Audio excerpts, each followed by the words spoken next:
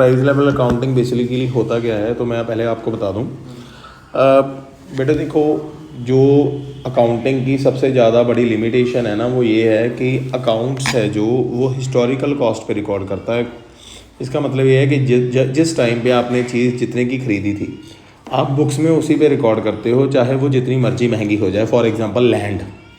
लेकिन price level accounting जो हमारा कॉन्सेप्ट है, वो इसी चीज़ को ओवरकम करने के लिए लाया गया है।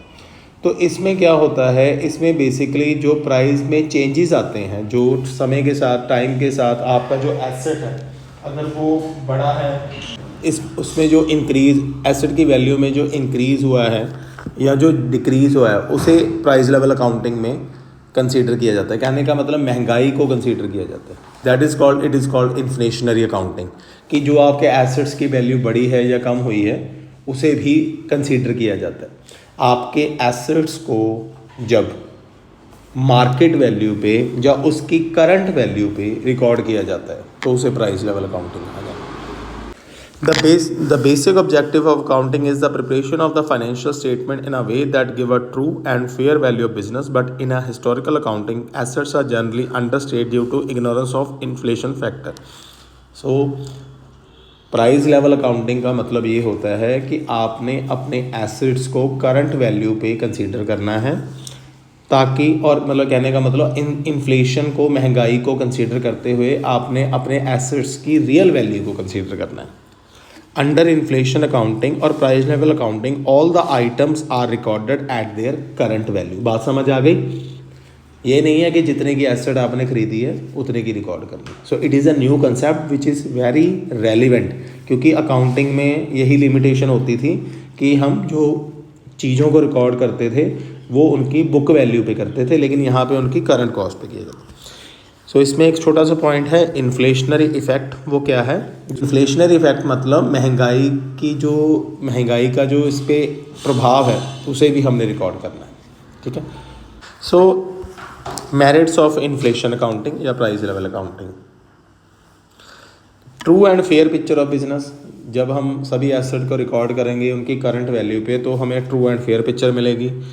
हमारे अकाउंटिंग रिकॉर्ड्स हैं वो जो रिलायबल हो जाएंगे, जिससे हम मतलब आगे की फ्यूचर फॉरकास्टिंग कर सकते हैं। हमारे पास सफिशेंट फंड होगा डेप्रीसिएशन के लिए, क्योंकि हम जो डेप्रीसिएशन फंड बनाएंगे वो करंट वैल्यू पे बनाएंगे। एक्यूरेट बिजनेस इनकम हमारी बढ़ जाएगी। True value of fix asset, हमें पता लग जाएगी कि जो हमारे पास फिक्स एसेट है उसकी एक्चुअल ट्रू वैल्यू क्या है। मोर मीनिंगफुल फाइनेंशियल रेशियोज, जो हमारी जीबी रेशियो है, एनपी रेशियो है, वो मतलब हमारा सारा रिकॉर्ड रिलायबल हो जाएगा बेटे, क्योंकि जब हम एसेट्स को उनकी करंट वैल्यू पे रिकॉर्ड करेंगे तो अंडरस्टूड सी बात है कि उनकी एक्चुअल वैल्यू आएगी, तो इट इज़ बेनिफिशियल फॉर, ठीक है ना। और हम करेक्ट इन्फॉर्मेशन प्रोवाइड करेंगे to the stake holder, investors, government, employees, customer. Stake holder होते हैं जो कंपनी के साथ जुड़े हुए लोग होते हैं, जैसे investors, customer, share holders, employees. तो उनको हम एक ट्रू पिक्चर दिखा पाएंगे बेटे। बेसिकली अगर मैं एडवांटेजेस की बात करूं, जब आप अपने एसेट को करंट वैल्यू पे रिकॉर्ड करोगे तो ये बेनिफिट ही है। कुछ एसेट्स आपके बढ़ जाएंगे, कुछ कम हो जाएंगे, लेकिन आपको फेयर पिक्चर तो मिलेगी ना, आपको ये नहीं है कि मिसगाइड होगा। ठीक है। लिमिटेशन क्या है इसकी? कॉम्प्लेक्स अकाउंटिंग है बेटा, अंडरस्टूड सी बात है। दो अकाउंट्स बनाने पड़ेंगे, एक हिस्टोरिकल कॉस्ट पे, एक आपको करंट कॉस्ट पे। सो डिफिकल्ट है, नॉट एक्सेप्टेबल। टैक्स अथॉरिटी इसे एक्सेप्ट नहीं करती। ये एक नया कंसेप्ट है, ये सेपरेटली चलेगा पुराने के साथ। मतलब आपको अपने अकाउंट्स पुराने तरीके से तो बनाने ही होंगे, ये अलग से बनाने होंगे। Non ending process. अच्छा, ये भी बात सही है, ऐसे अगर आप एसेट्स को करंट वैल्यू पे रिकॉर्ड करते रहोगे ना तो आप पागल हो जाओगे, क्योंकि ये तो वैल्यूज तो चेंज होती रहती हैं।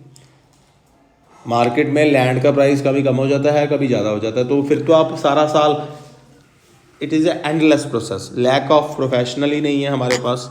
डेप्रीसिएशन का कोई कंसेप्ट इसमें प्रॉपर फॉलो ही नहीं हो सकता। हाँ, against the concept of depreciation है। अब इसके मेथड्स जो मोर इम्पॉर्टेंट है बेटे, कि हम कैसे रिकॉर्ड करते हैं अंडर प्राइस लेवल अकाउंटिंग, हम अपने एसेट्स को कैसे रिकॉर्ड करते हैं, जिससे इसमें पहला है current purchasing power technique. In this method, the various items of financial statement and balance sheet and profit and loss are adjusted with the help of journal price index. The whole price index is prepared by the RBI. जैसे आपने income tax में capital gain में नहीं किया था, हमारे पास index होता है, हर एक एसेट को हम एक आरबीआई इंडेक्स इशू करता है कि वो पुराने साल का भी होता है कि पुराने साल वो चीज़ 100 पे थी, आज वो चीज़ 500 पे है, तो उसकी हेल्प से हम अपने एसेट्स की करंट वैल्यू जो है वो कैलकुलेट कर लेते हैं। तो ये कंसेप्ट इस टेक्निक में फॉलो होता है कि आपके जो सभी एसेट्स हैं उन्हें करंट इंडेक्स पे लाया जाता है। समझ आ गई मेरी बात? जैसे पुराना इंडेक्स है उसे बेस मान लिया जाता है, नए इंडेक्स के साथ मल्टीप्लाई कर लीजिए तो आपकी करंट एसेट की वैल्यू आ जाती है। ठीक है ना? जो under current purchasing power technique में मैकेनिज्म है या मेथड्स हैं वो हैं conversion techniques, mid period conversion, monetary and non monetary accounts. तो सबसे पहले हम करेंगे कन्वर्जन टेक्निक्स। कन्वर्जन टेक्निक्स क्या कहती है? ये पहले मेथड के ही अंदर सब मेथड्स हैं। Under this method various items of balance sheet and P&L are adjusted by applying conversion factor. एक फॉर्मूला लगता है बेटे जो मैंने आपको अभी बताया भी है। कन्वर्टेड फिगर कैसे निकलेगी? आपकी करंट एसेट की फिगर कैसे निकलेगी? जो आपका जितने की आपने एसेट खरीदी उसकी हिस्टोरिकल वैल्यू इनटू जो बेस इंडेक्स है उसी साथ आप डिवाइड कर दोगे, जो करंट ईयर का इंडेक्स है उसके साथ आप क्या कर दोगे? मल्टीप्लाई कर दोगे। समझ आ गए? यही मैंने आपको बताया कि अगर सपोज कीजिए आपका 1 लाख का एसेट है, वो 100 पे है, उसके इंडेक्स वैल्यू 100 है जब आपने खरीदा था, उसे आप 500 पे ले आओगे। ठीक है? क्लियर?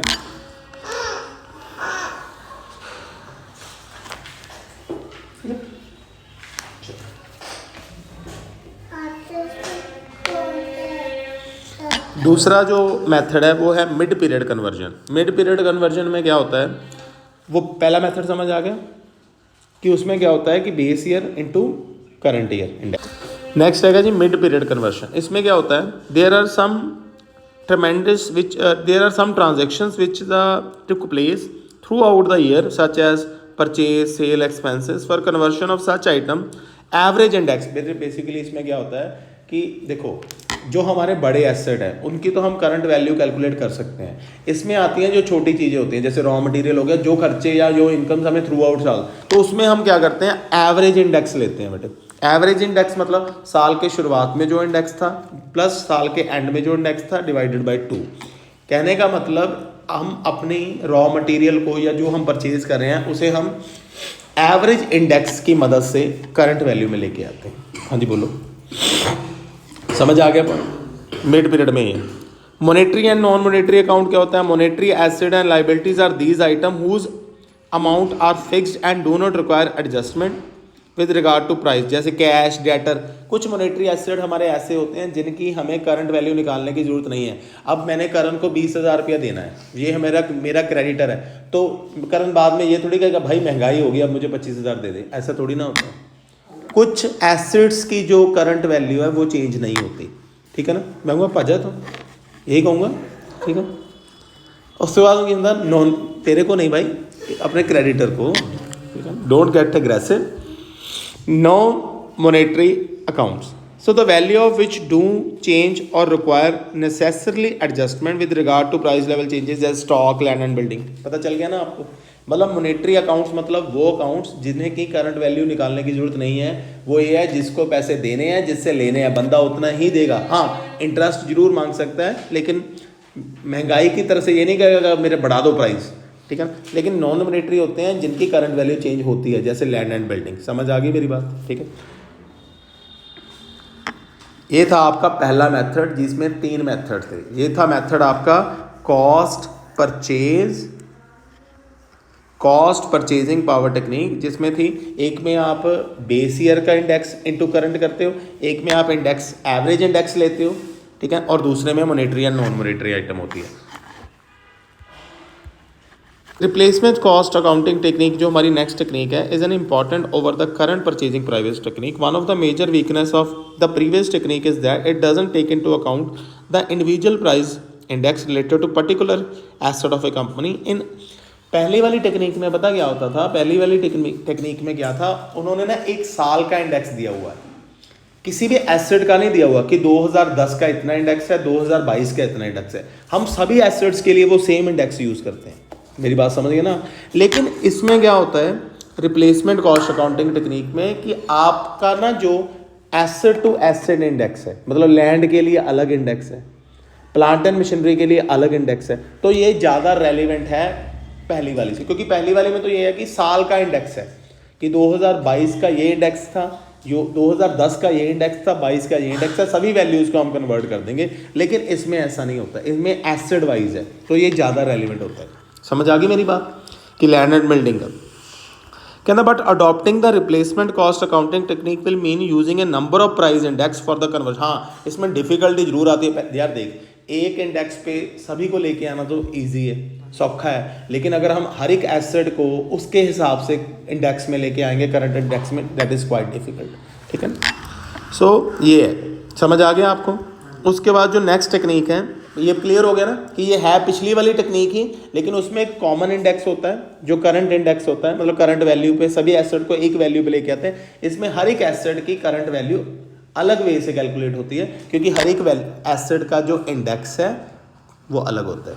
ठीक है, आरबीआई अलग देती है या कोई भी। उसके बाद आता है जी current value accounting technique. In this value accounting technique of price level accounting, all the assets and liabilities are shown in the balance sheet at their current value. The value of assets at the beginning and at the end of the accounting period is ascertained and the difference of the value is treated as an profit and loss। वही है, इसमें पता क्या करना है बेटा, इसमें ना मार्केट वैल्यू चेक कर ली जाती है कि साल के शुरुआत में क्या थी, साल के एंड में क्या है। जो साल के एंड में आपने उस पर रिकॉर्ड कर लेना है। अब कुछ एसेट्स की वैल्यू बढ़ जाएगी तो वो हमारा फ़ायदा है, वो प्रॉफिट भी शो कर देंगे हम P&L में। कुछ की कम हो जाएगी, वो हमारा लॉस है, वो लॉस शो कर देंगे। ठीक है, तो इसमें बेसिकली कंपैरिजन करके होता है। नेक्स्ट टेक्निक है current cost accounting technique. Current cost accounting technique क्या कहती है? The current cost accounting method is an alternative to the, पहली वाली का ये अल्टरनेटिव है। In this method historical value of items are not consider rather than current value of item are considered as a base for preparing the profit and loss account. In other words, we can say that items are not adjusted as per the result of the change in general index, are adjusted as per the specific price level approach. इसमें basically क्या होता है बेटे, वो ये कहना चाहते हैं कि करंट कॉस्ट अकाउंटिंग टेक्निक में क्या है कि आप ना जो बेस भी लेते हो, जैसे मैंने 2010 में कोई आइटम खरीदी, मेरी बात सुनिएगा, तो उन्होंने वही वैल्यू उठानी है, लेकिन इसमें जो होता है करंट वैल्यू उठाई जाती है, बेस को भी चेंज किया जाता है। इसके मैं फीचर्स के थ्रू आपको बताता हूँ। कहना fix asset are shown in the balance sheet at current cost not and historical cost. जो उनकी करंट वैल्यू है उस पर उनको रिकॉर्ड किया जाता है। Stocks are valued at market price cost और market price whichever is lower, कि जो उसकी स्टॉक को वैल्यू किया जाता है जो उसका मार्केट प्राइस है और जो इसकी एक्चुअल वैल्यू है, उन दोनों में से कम कौन सी है। डेप्रिसिएशन को रिकॉर्ड किया जाता है करंट वैल्यू पे। COGS of the year has to be ascertain on the basis of the price of the date of consumption. जब हमने गुड्स को कंज्यूम किया है उस डेट को COGS को रिकॉर्ड किया जाता है। सारे एसेट्स को रीवैल्यू किया जाता है। Monetary assets are not adjusted, जैसे कैश हैं, डेटर्स हैं, BR हैं, क्रेडिटर, उन्हें चेंज नहीं किया जाता।